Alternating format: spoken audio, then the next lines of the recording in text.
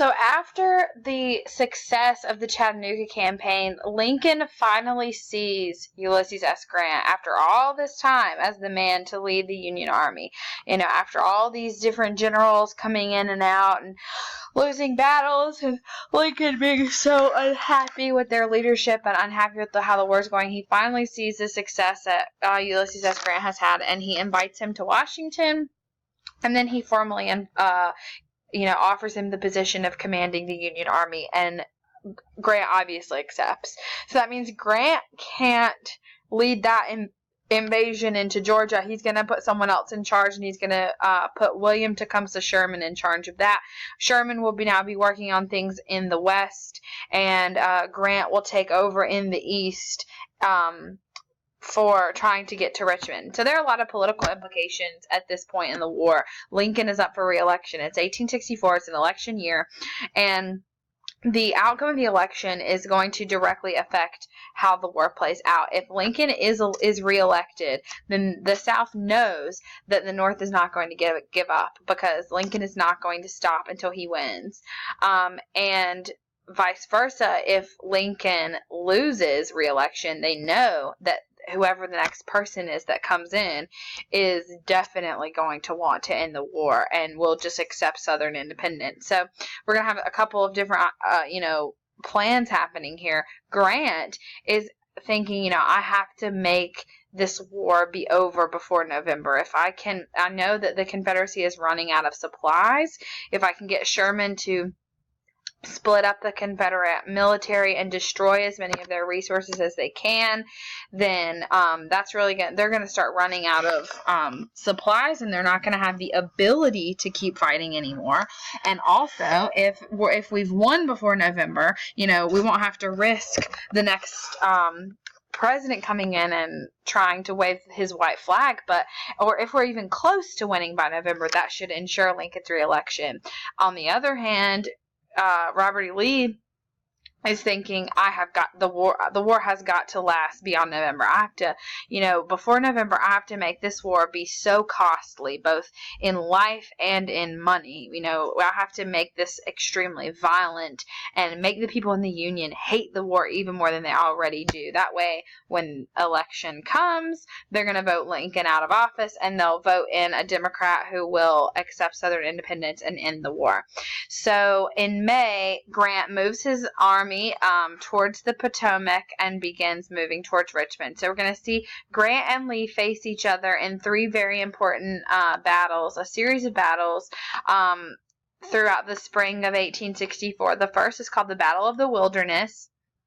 Lee has 61,000 men, and Grant has 100,000. So even though Grant is significantly outnumbers Lee, this is still a very intense battle. It still feels evenly matched. The fighting in the Battle of the Wilderness is so intense that the forest ends up catching on fire from all of the shooting going on and the sparks that are flying. By the time the battle's over, the Union has lost twice as many men, and they are forced to retreat, and Lee wins the Battle of the Wilderness. But even though he wins, Grant still pushes forward. He still pushes like he's heading to Richmond. And this is the first time that the Union stays on track after a battle like this. He keeps pushing south, keeps pushing towards Richmond. The next battle is the Battle of Spotsylvania. They meet up in May, sort of literally almost the day after the Battle of Wilderness is over. The Battle of Spotsylvania begins in May. And this goes on for 11 days, this battle. Very long and difficult, very bloody. The most intense part of the fighting was when Grant was trying to attack the most sturdy and the strongest part of the Confederates' defenses, and the place where that happened is now known as the Bloody Angle. That one piece of the war went on for 20 hours straight, that one piece of the battle. And the fighting was so thick that gunfire was literally cutting down trees that were like several feet thick. I mean, it was just insane. And in the end, the Union loses 32,000 men as opposed to the Confederates' 18,000 losses, and Grant is forced to retreat again. But he keeps pushing north, and he keeps on moving. He's staying on track. The third battle is the Battle of Cold Harbor. Grant is still pushing to Richmond in early June. He meets up against Lee again, and in this battle, the Union loses 7,000 men in the first 30 minutes.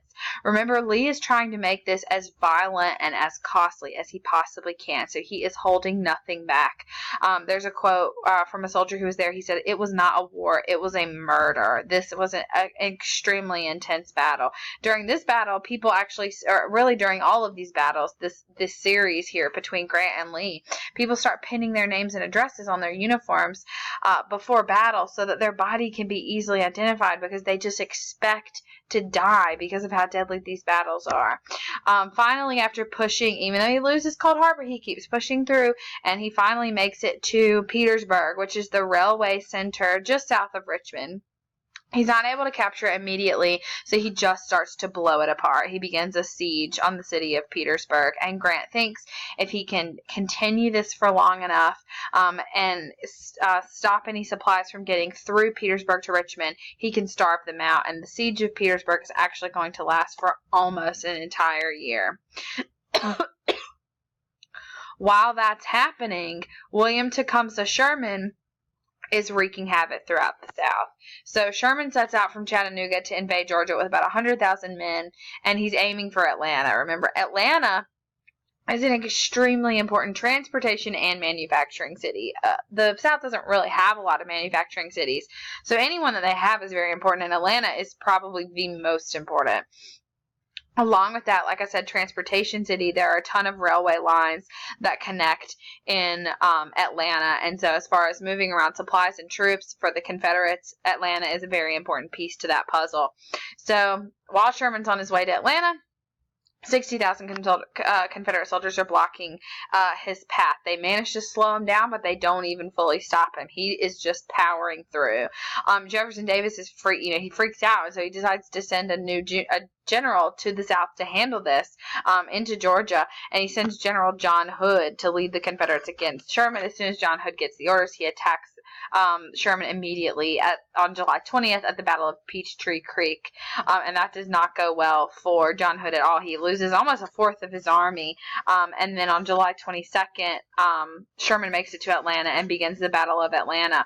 This is almost a siege. The situation in Atlanta is he just rains down heavy artillery fire on Atlanta. Starting in July, and Hood is hoping he can hold out until November, right? He's hoping, if I can just hold on to Atlanta until November, Lincoln will lose the re-election and this whole thing will be over. Unfortunately, he isn't even able to last until through September. On September 1st, Hood is forced to abandon the city, and everyone evacuates, and then on the next day, Sherman invades, and he forces everyone who's left to leave, and he stays in Atlanta. Sherman stays in Atlanta until after the November elections are through. Obviously, Lincoln does win re-election, so after that, he's thinking, where should I go? So he sets out for the city of Savannah, and this is what's known as Sherman's March to the Sea. You can see here he starts in Atlanta, going here to Savannah. So this is Sherman's March to the Sea. It's 300 miles long, and he spreads his men out 50 to 60 miles wide, and they slaughter everything in their path. Livestock, destroy crops. They tear up railroad tracks, loot homes and businesses, everything they can find. They're just trying to do as much damage to the South as they possibly can. Sherman wanted to show that the Union could do whatever they want at this point, and that there was no way that the South could stop them. Resistance was futile. He's also hoping to deplete the food supplies that are feeding Lee's army at this point in Petersburg and in Richmond. He wants to try to help Grant out up further north. On December 10th, Sherman arrives just outside of Savannah, and he begins to destroy the city the same way that he did to Atlanta. On December 21st, the Union invades Savannah. Sherman actually wrote Lincoln a letter, and he said, "I present to you as a Christmas gift the city of Savannah." So he was sort of petty. By January, he's like, all right, I've taken Savannah. Now where? Let me move north. So he begins to bring his army into South Carolina. And when he gets into South Carolina, he kicks things into high gear, and he tries to do even more damage. And if you're asking yourself why more South Carolina than Georgia, he blames South Carolina, right? South Carolina was the first state to secede, and he blames them for all of this. They're secesh, and it's their fault that all of this is going on, so they should have to suffer the most from it. Very, very few private homes are able to escape destruction by Sherman's men. The ones that are still standing today are all pretty much declared historical landmarks because there's so few of them. By February, it only takes him a month to get through South Carolina. By February, he's made it to North Carolina, and he's just going to continue on this path of destruction. So let's talk about the election. The election of 1864 obviously doesn't matter that we're fighting a war. We still have to have a presidential election. So Lincoln's obviously going to be nominated for re-election by the Republicans. The Democrats are going to nominate General George McClellan. If you remember him, he's the guy who lost he lost the Peninsula Campaign and Sharpsburg and was fired twice by Lincoln. So George McClellan, it calls for an immediate end to the war. That's pretty much what he's running on, and that gives the South hope. They see George McClellan and they're thinking, if this guy wins election, we can be independent and this war can be over. We can finally achieve peace. But unfortunately for the South, they can't vote in the election, right? Because they're a separate country. This is all up to the Union and what's left of it.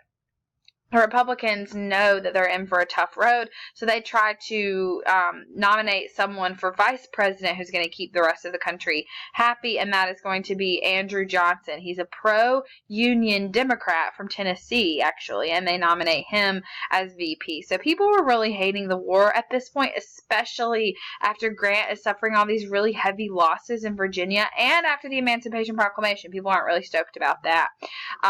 Lincoln honestly thought he would lose. He was pretty positive there was no way he was going to be reelected until Sherman captures Atlanta. When Sherman captures Atlanta, it really boosts things for Lincoln, and he's finally able to pull out a win. On top of that, George McClellan was just a dingus, and people are starting to realize that.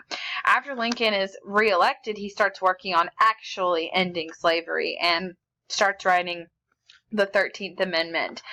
It will finally, be passed in January of the next year, but it won't actually be added to the Constitution and be put into effect until after Lincoln is dead. It won't be put really into effect until December.